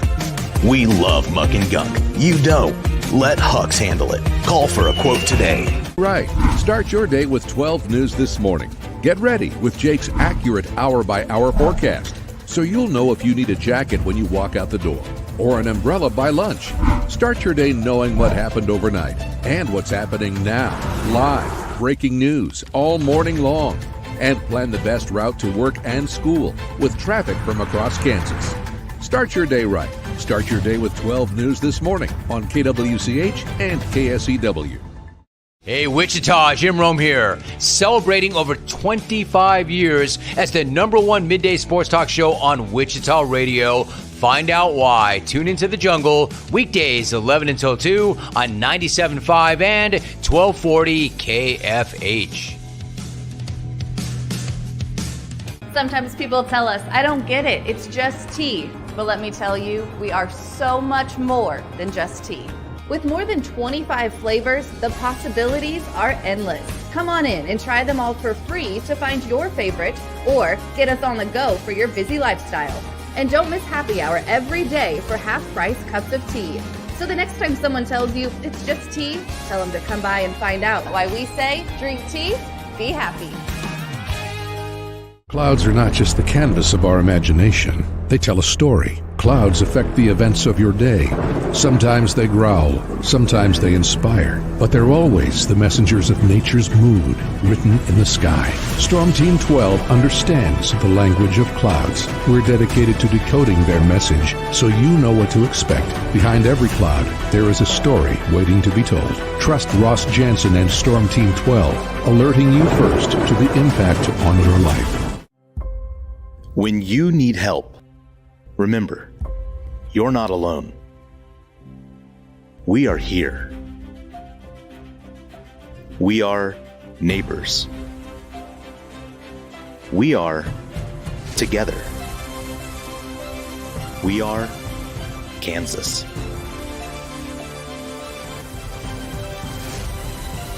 We are 12 News. They say it takes a village. Come together and support local businesses in our neighborhoods. When you contribute to local shops, more money goes back into the economy. Shopping local makes our state stronger. So give back to the communities you love and watch our businesses and communities thrive. Shop local and be Kansas proud. At 12 News, we know you're busy, which is why we're here whenever you need us. Anytime, any screen. With live breaking news. Critically hurt after an apartment. Storm Team 12 forecast. Snowing for many miles. And the stories you don't want to miss. The scene's still very active. Just search KWCH 12 News wherever you stream and catch up on the latest news of the day. All for free and on your schedule, hopefully making your day a little bit easier. And did I mention the Storm Team 12 forecast? 12 News whenever you want. Sometimes people tell us, I don't get it, it's just tea. But let me tell you, we are so much more than just tea. With more than 25 flavors, the possibilities are endless. Come on in and try them all for free to find your favorite or get us on the go for your busy lifestyle. And don't miss happy hour every day for half-price cups of tea. So the next time someone tells you it's just tea, tell them to come by and find out why we say drink tea, be happy. Determining fact from fiction. That's our full-time job. You need to have someone give you the whole story from every side. To help you when no one else is listening. You need someone to put you first. That's what we do. We bring you the facts first. When you need it. Wherever you are. 12 News. Facts first.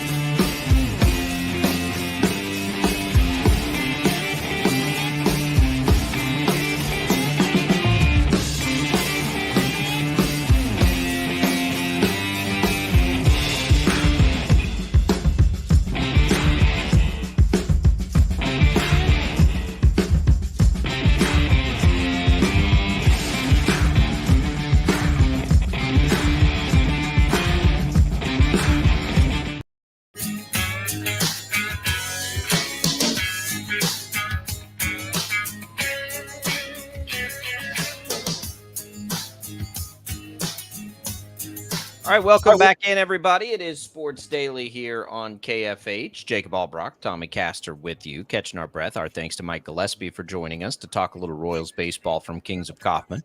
Our thanks to Dan Israel for joining us here on the program as well.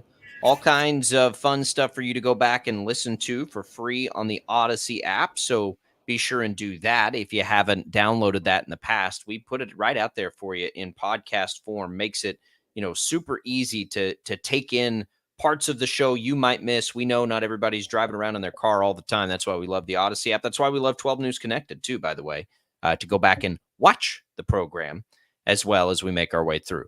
All right, Tommy, KU this weekend, we can start there and we'll begin very brief overviews of what we'll get this weekend. We spent a little time with K-State yesterday, Wyatt Thompson joining us. KU, West Virginia. Look, we sorted through some difficult discussions yesterday as it pertains to what KU can do to salvage this thing. There's a lot of problems to solve, but it is the start of Big 12 play. UCF's 1-0, but basically everybody's 0-0 in conference play. We know in a new 12-team playoff that a conference champion from the Big 12 is going to get in. Now, are they going to get an at-large? Time will tell, but they're going to get a conference champion in. So knowing that, what can KU get accomplished in this game to turn things around? I think we all look at the offensive coordinator and say, better figure it out. West Virginia is not a terrible team against the run through 3 games. They played Penn State, oddly, where Andy Kotelnicki is now. They had just a heartbreaking loss at Pitt in their biggest rivalry game last week. They're giving up some yards on the ground. They're giving up 122 yards on the ground. It's kind of, it's not terrible, but it's not great. They've been worse against the pass. But even with that, as you're looking at this, I don't know if Daniel Highshaw is going to play. We didn't get that update. It's still a question mark yesterday from Lance Leipold. I don't think anything changes in the way we all want to see the game plan, right? Make them stop the run.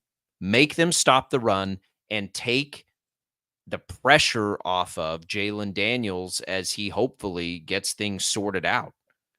Yeah, I want to see Jalen Daniels pass the football, I don't know, maybe 10 times, 15 times. Would be max. Yeah, I'm with you. I don't want to see him taking 20 plus pass attempts in this game at West Virginia. Now, I would love to, see him have some designed runs that would, kind of counteract that a little bit. I'd like to see him run it a lot. Yeah. I mean, I think that, if you can see those pass attempts drop and maybe the rushing attempts increase, I think what was happening quite a bit in the game against UNLV on Friday was when he was running, by and large, he was running because a play had broken down or he was scrambling, improvising, that sort of thing. And then as soon as the UNLV defense adjusted, when he was improvising, he felt like he couldn't get anything done with his legs and he had to throw on the run. And that's when some of those bad reads and bad passes were being thrown. So I think you've got to account for that a little bit. You mentioned Daniel Highshaw. I think that played a larger role against UNLV than anybody really expected it to, because he's a different kind of running back than Devin Neal is. Devin Neal is going to be able, to bounce outside of the tackles. He's going to be able to, make guys miss. Daniel Highshaw is a bulldozer and he just runs over you. And so it's a change of pace running back that the Jayhawks have. And that 1-2 punch has always been with those two guys when they've both been healthy and both playing in the same games. It's been extremely effective for the Jayhawks. They didn't have Highshaw in the game against UNLV. It's still kind of up in the air if they'll have him this week. And it's been a little vague about exactly what's going on with him. I know that it was a sickness, and that's why he missed the game on Friday. So I don't exactly know what that means moving forward. But regardless, I think that you need to have that change of pace to be able to complement what Devin Neal does, because when you've got Devin Neal, who is a great running back, but it's predictable. You know what he's going to do. You can, as a defense, you can kind of zero in on that and just try to contain Jalen Daniels. That's going to be a whole lot easier for defenses than if you have Highshaw in there too. I don't know what, obviously the Jalen Daniels thing is the hot button issue right now.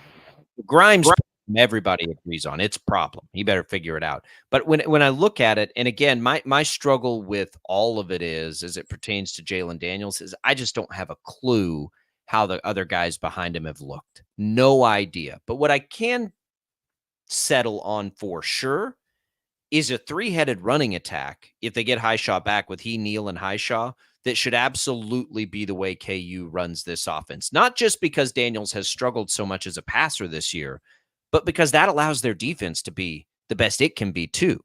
Even if Daniels wasn't struggling the way that he struggled, the path for KU to be a hard beat is for them to play really good defense and control the lines of scrimmage through the run game. That's why we've all been so frustrated at the play calling, or the decisions at the line of scrimmage from Daniels so far to throw the deep balls or whatever. Like, just run the ball, make them stop you.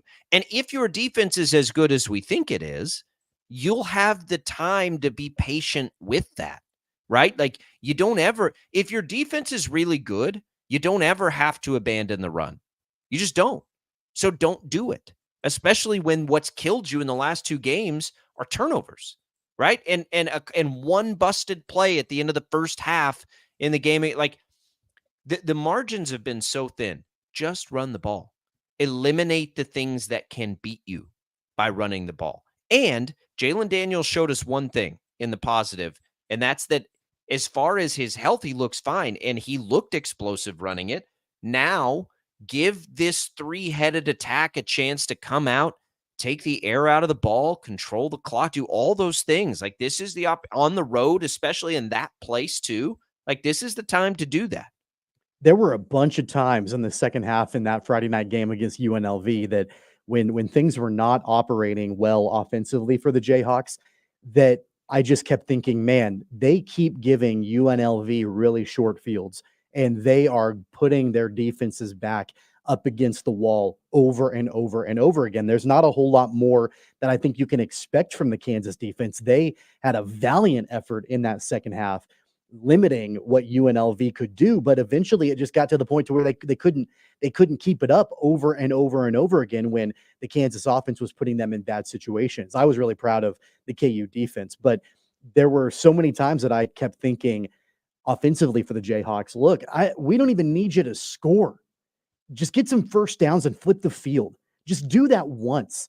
Because I think it was maybe, I don't know, I might be remembering this wrong, but like 3 or 4 different times in the second half, like back to back, where it was a 3 and out, or there was a huge loss or a big penalty that pushed things back.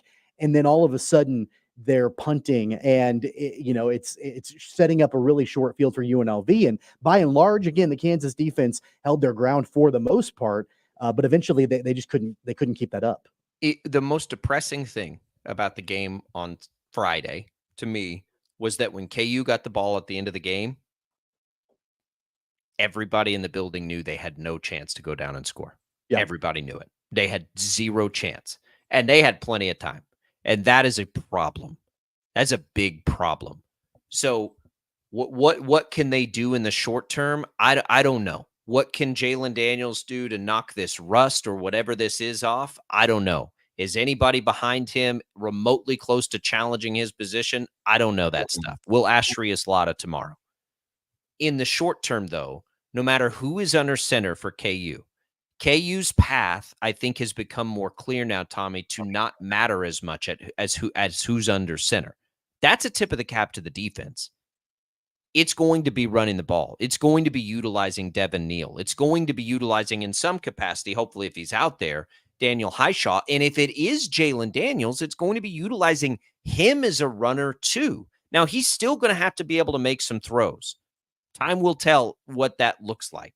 But when you get into the Big 12, we've seen it so many years with K-State, so many years, you just run the ball and play good defense. Maybe you get a good special teams play. It may not be the sexiest way to win, but it is a winning formula. And right now, to me, it's the only formula that I think I can see in the short term.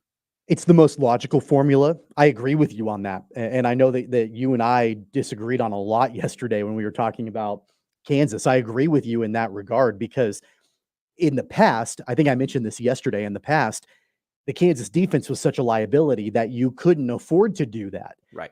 You had to have as many possessions as you possibly could. It wasn't like control the tempo, control the ball. You needed to score and then hope that you got the ball back to go and score again, because the defense was such a liability. They were opportunistic even a season ago, but they weren't as solid as they have been through the first 3 games this season. And so they've got to rely on slowing the pace down a little bit. I don't think there is a single KU fan on the planet right now after 3 games that would be upset if the Jayhawks just ran the crap out of the ball, even though it's significantly different, a departure away from a high-flying offense that we've seen over the last few years. Basically ever since Andy Kotelnicki was calling the offense. It's different, but I don't think anybody really cares. That's going to be the most effective way.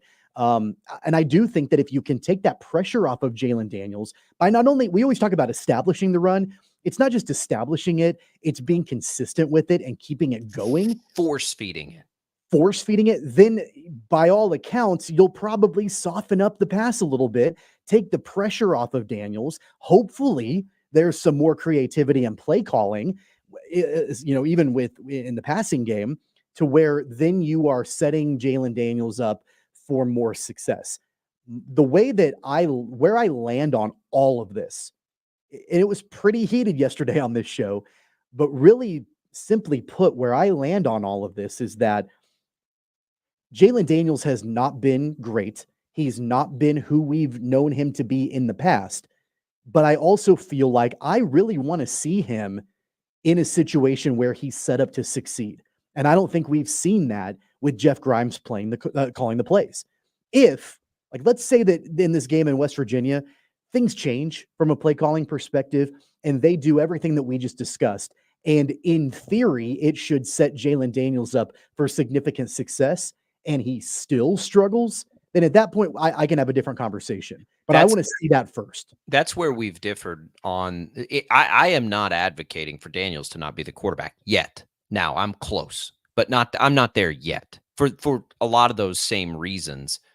But if it was as simple as whichever quarterback is a better fit with Grimes than Daniels, my whole point with all of it is that Leipold owes the rest of the guys on the roster and the fan base at least doing everything within everything within his control to have this team be the best it can be, because everything's still out there in front of them. If we were at a different part of the season and the playoff wasn't still attainable and all of those things, I'd probably feel a little bit different. But I think there's a level of desperation right now that should still be very tangible. Whereas, and I get this and I understand why this happens, and I totally get it because we get frustrated as fans, that the fan base is saying this season is cooked. It's done. They have no chance. I get it. But the reality is not that. That's not the reality of the situation. The reality of the situation is that they absolutely do still have a chance. And I'll say this, I know that, again, it's like a logical, not an emotional perspective. Even if they were to lose this game, a one-loss Big 12 team is still going to reach the Big 12 championship game. So even if they were to lose this week, and let's say Jalen Daniels goes out there and he doesn't play well, now it's even more desperate, because if you lose another one, then you're not getting it, right? 2 losses is the absolute max, probably historically in the Big 12, at who's going to reach the championship game. So while the championship game is still out there, now is the time for desperation, not 3 or 4 weeks from now, when then you can say the season is done. Right now, at that point, the season's over. I think the desperation needs to come now, not then, in doing whatever it is I don't care what it is, whatever it takes to get to that point, because that point is still attainable for the team. I think I told you this when we were texting after the game on Friday night. And I think I summarized it, at least my feelings on everything is, yeah, Jalen Daniels has not been great, but he's not getting any help from anybody else. He's not. And so it's kind of like, and I know I tend to do this where I throw really corny old sayings out there, but I'm going to use another one. It's like throwing the baby out with the bathwater. And, so it's the bathwater's been bad, right? Like the play calling has been bad. Don't throw the baby out with it. That's Jalen Daniels. Now, at some point, if this continues and the play calling has changed, I was most angry about it looked like early in the game on Friday that they had figured out the play calling and they were doing things that were a little bit different. They were giving Daniels an opportunity to be explosive with his legs and get into the end zone and all of that. As soon as UNLV adjusted defensively, the Jayhawks, they panicked. And it was just like, oh, what are we going to do? We're just going to have to throw a bunch of passes. And that was not the recipe for success. And we just kind of reverted back to what we saw in the Illinois game. So that's why I was most angry. If they can get that shored up, and I really hope that they do, I have complete trust and confidence in Lance Leipold to take control of this situation and make it better moving forward. I don't have any equity built up with Jeff Grimes, so I don't have faith or trust because I've never seen him do it for this team before. But it's Lance Leipold that I'm putting my faith in. If they can get it worked out, if they can get the play calling figured out, and this weekend they do that and they implement it, but Jalen Daniels still looks bad, then come Monday, I'm willing to have a different conversation. So I thought about this after the discussion yesterday, and a good comparison is last year, right? So, and it goes to how much do you owe any particular player when things are on the line? Will Howard last year, there was a point where a lot of people wanted Avery Johnson to take his job. That's coming off of a season where Will Howard went and won the Big 12 and looked like he was going to come into the following season as a Heisman candidate, very much like we thought Jalen Daniels might this year, finally healthy. It didn't take very much poor performance for the seat to heat up. Remember, Avery Johnson was playing significant time pretty early in the season while Will Howard was struggling. And so I think it's not an apples to oranges, though, because you had a highly touted freshman pushing him behind him. And I mean, Avery Johnson last year never played a lick of football in college, though. Avery Johnson last year and the upside, the potential, and Cole Ballard this year are not the same. And maybe it's not Cole Ballard. Maybe it's their freshman quarterback that they like. That's where I've got to talk to Sri Aslata or somebody who has seen these guys, if it's even possible to see them, the young guys and what they have looked like. I mean, there's 1,000. I just don't, to me, there's nothing wrong. And if Jalen Daniels can't handle it, then I don't know. And I think that he could, by the way. But even if it's just a catch your breath, hey, whatever, Ballard, you've got the next drive. All the mix and match, because that's what K-State had to do to get Will Howard through it last year, and he handled it fine. And by the end of the year, we didn't see Avery Johnson. And so even that path for me is okay. Maybe somebody else is understanding what Grimes is trying to cook up, and I don't care. I just don't want to punt on the season now and be stubborn with it because they can still win the Big 12 championship. And again, I know that people laugh at that because of the way that they've played, but I can't throw out everything we've seen building over the last 3 years right now to say that they have no shot to win a Big 12 championship. The other thing, too, from my perspective, is that while I'm not an advocate to make a change at quarterback permanently with a new starting quarterback for the Jayhawks, in the UNLV game, every time late in the game, especially in the fourth quarter, that Jalen Daniels came back out, you're damn right. I was like, man, let's see what Cole Ballard can do, because it wasn't working in that particular game. In that particular moment, especially that final drive, when, like you mentioned, and I agree with you because I was in the stands at Children's Mercy, nobody around me, including myself, had any confidence whatsoever. No, it wasn't going to move the ball down the field and even get a field goal to force overtime. That was not even in the cards. Everybody around me, myself included, were like, "Oh, they're bringing Jalen back out." And for me, it wasn't they just need to sit him forever, and Cole Ballard just needs to be the guy. For whatever reason, it's not working right now in this game. Let's give somebody else a shot to see what is happening. And even though that was my thought process in that moment, as soon as the game was over with, not one time did I think Jalen Daniels should not be the starting quarterback moving forward.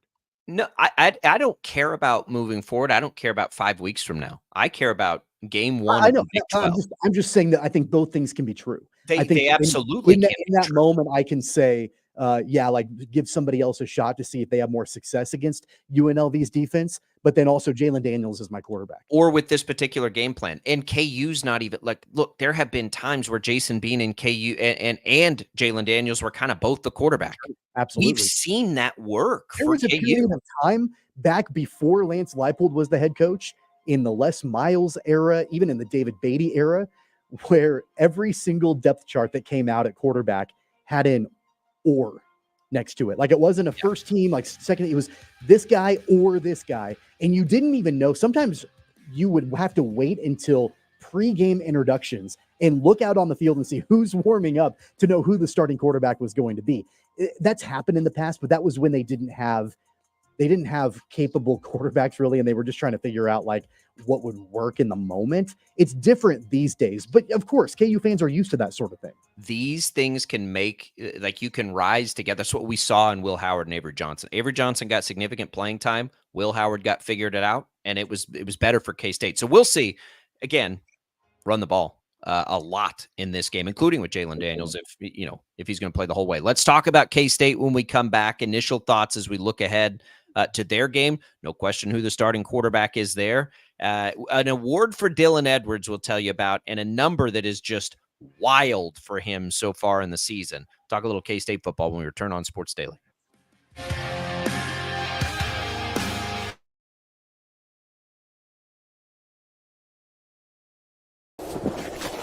Colin Huck's power washing is like getting to the top of Mount Everest with only a bag of beef jerky and a soda.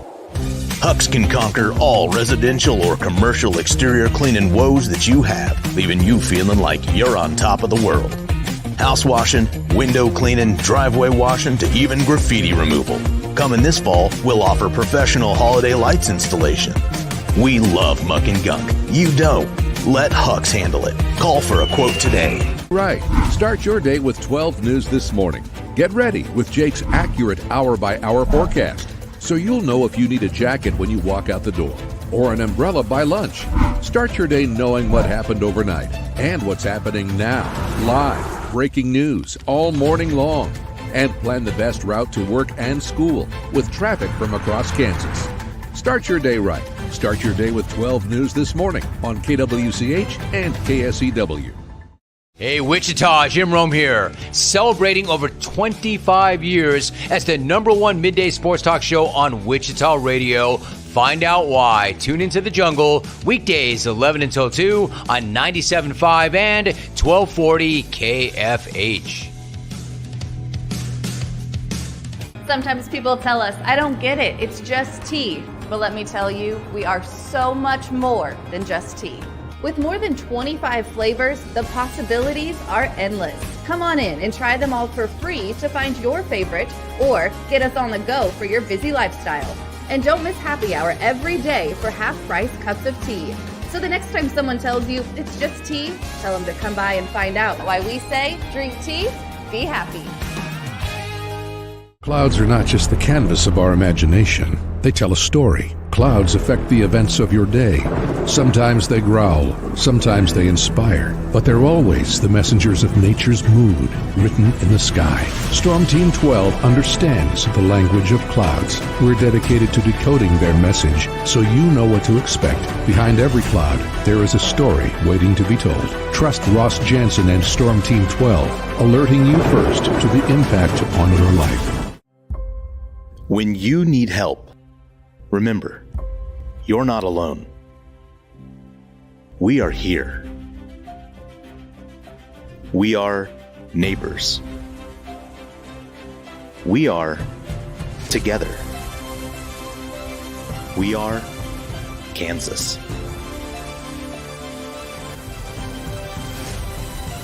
We are 12 News. They say it takes a village. Come together and support local businesses in our neighborhoods. When you contribute to local shops, more money goes back into the economy. Shopping local makes our state stronger. So give back to the communities you love and watch our businesses and communities thrive. Shop local and be Kansas proud. At 12 News, we know you're busy, which is why we're here whenever you need us. Anytime, any screen. With live breaking news. Critically hurt after an apartment. Storm Team 12 forecast. Snowing for many miles. And the stories you don't want to miss. The scene's still very active. Just search KWCH 12 News wherever you stream and catch up on the latest news of the day. All for free and on your schedule, hopefully making your day a little bit easier. And did I mention the Storm Team 12 forecast? 12 News whenever you want. Sometimes people tell us, I don't get it, it's just tea. But let me tell you, we are so much more than just tea. With more than 25 flavors, the possibilities are endless. Come on in and try them all for free to find your favorite or get us on the go for your busy lifestyle. And don't miss happy hour every day for half-price cups of tea. So the next time someone tells you it's just tea, tell them to come by and find out why we say drink tea, be happy. Determining fact from fiction. That's our full-time job. You need to have someone give you the whole story from every side. To help you when no one else is listening. You need someone to put you first. That's what we do. We bring you the facts first. When you need it. Wherever you are. 12 News. Facts first.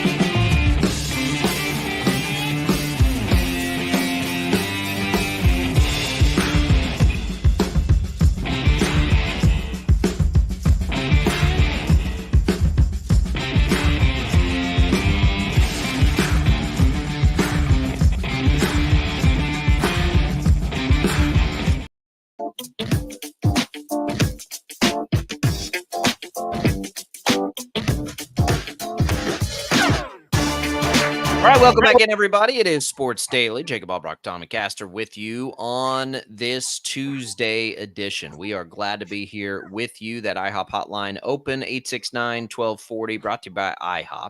Our text to win contest is out there for some HTO. Just text 20357, text the word T, T-E-A, to get you a shot at that. So we talked to KU. Tommy, here's an interesting number. K-State yesterday, Dylan Edwards named special teams player of the week after that punt return.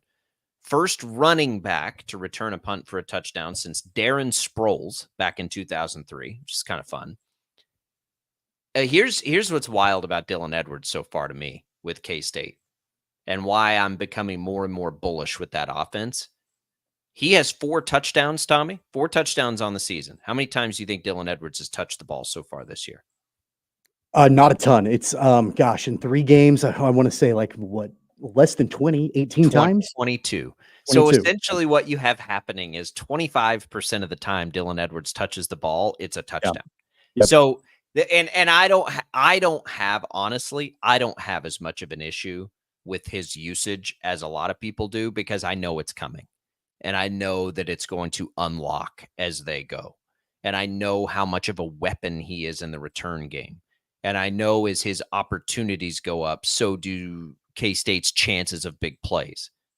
But they also have DJ Giddens, and they also have Avery Johnson, who's got to get some touches. And so their offense feels like it's only now scratching the surface of where it could be as far as explosiveness goes.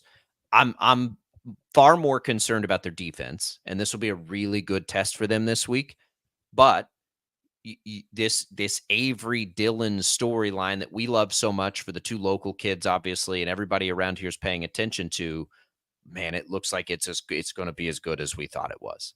What I love about just the running options that the Wildcats have, it almost kind of, mirrors where I think we'd both like to see Kansas get to, is that 3-headed monster running the football.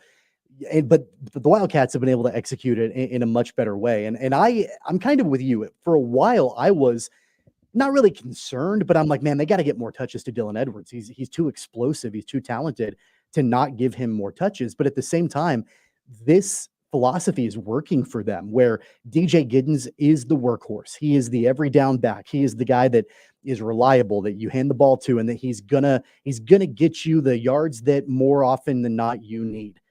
But then a change of pace type guy with Dylan Edwards comes in and catches the defense off guard because he does significantly different things than what DJ Giddens does. And then, oh, by the way, you have to keep in mind that Avery Johnson is back there too and can take off at any time. That's where honestly I'd like to see KU get. They're further behind that than the Wildcats are, and that's a credit to not only Chris Kleiman, but the way that Connor Riley has jumped in running that offense, and Matt Wells being involved in the offense too. They've been able to get these three guys on the same page and put a game plan together where really it leans into all three of their strengths, and it's worked out really well through the first three games. And Edwards isn't going to bloody you like that. Like, I like him in space now, and that's what they're still working on. And the more that Avery runs it, the more space that's going to open up for Edwards when he's on the field. But we'll get into that. We've got Tim Fitzgerald coming up on Thursday to talk K-State football. We've got Shreya Slada coming up tomorrow to talk KU football. It'll be a fascinating week, I think, for a lot of different reasons as the Big 12 gets things opened up. We're going to come back. We're going to wrap things up today. A lot going on the networks, a lot of times that we'll plan on pay attention to. If you're planning on listening to any of it, we'll tell you about it next on Sports Daily.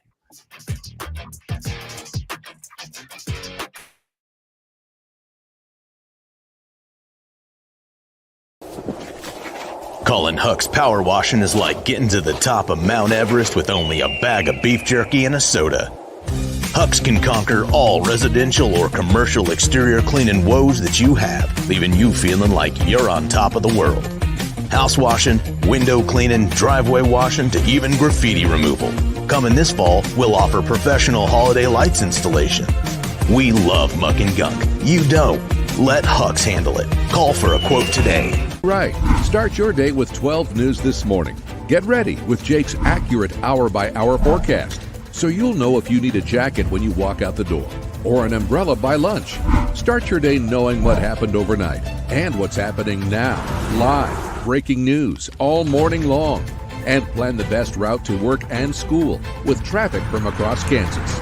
Start your day right. Start your day with 12 News this morning on KWCH and KSEW. Hey, Wichita, Jim Rome here, celebrating over 25 years as the #1 midday sports talk show on Wichita Radio. Find out why. Tune into The Jungle, weekdays 11 until 2 on 97.5 and 1240 KFH.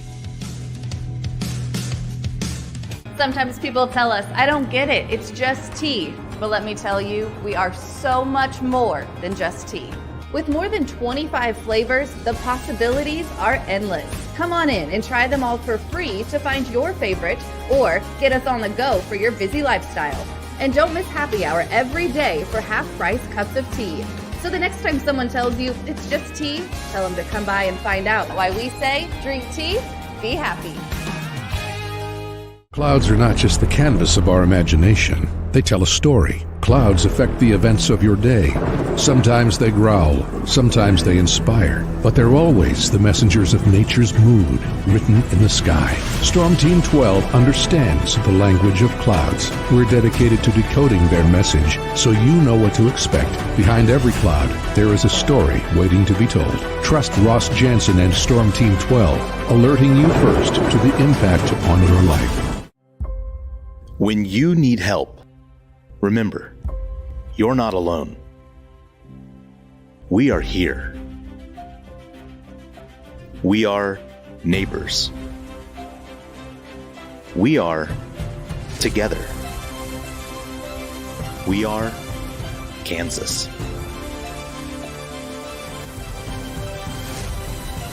We are 12 News.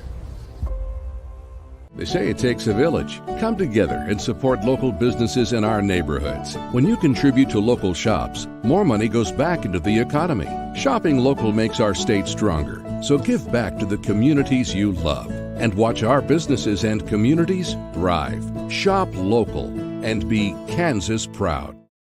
At 12 News, we know you're busy, which is why we're here whenever you need us. Anytime, any screen. With live breaking news. Critically hurt after an apartment. Storm Team 12 forecast. Snowing for many miles. And the stories you don't want to miss. The scene's still very active. Just search KWCH 12 News wherever you stream and catch up on the latest news of the day. All for free and on your schedule, hopefully making your day a little bit easier. And did I mention the Storm Team 12 forecast? 12 News whenever you want. Sometimes people tell us, I don't get it, it's just tea. But let me tell you, we are so much more than just tea. With more than 25 flavors, the possibilities are endless. Come on in and try them all for free to find your favorite or get us on the go for your busy lifestyle. And don't miss happy hour every day for half-price cups of tea. So the next time someone tells you it's just tea, tell them to come by and find out why we say drink tea, be happy. Determining fact from fiction. That's our full-time job. You need to have someone give you the whole story from every side. To help you when no one else is listening. You need someone to put you first. That's what we do. We bring you the facts first. When you need it. Wherever you are. 12 News. Facts first.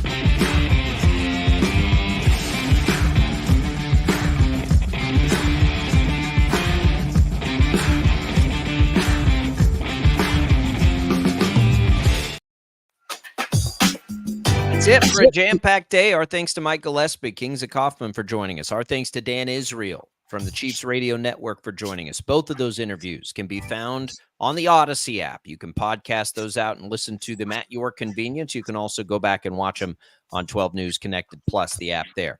All right, so coming up tomorrow, we'll have Shreyas Laddha in. He'll help us break down and dig through what's going on at KU, the Jalen Daniels situation, the Grimes situation there. Coming up tonight on the network, you've got the Chiefs Kingdom show right here at 6, and then we'll join the Royals just a little bit late at 7 o'clock for a 6:40 first pitch right after the Chiefs Kingdom show. So a busy night here. Thanks for tuning in. For Tommy Castor and Jad Chambers, I'm Jacob Albrocht. We will see you tomorrow.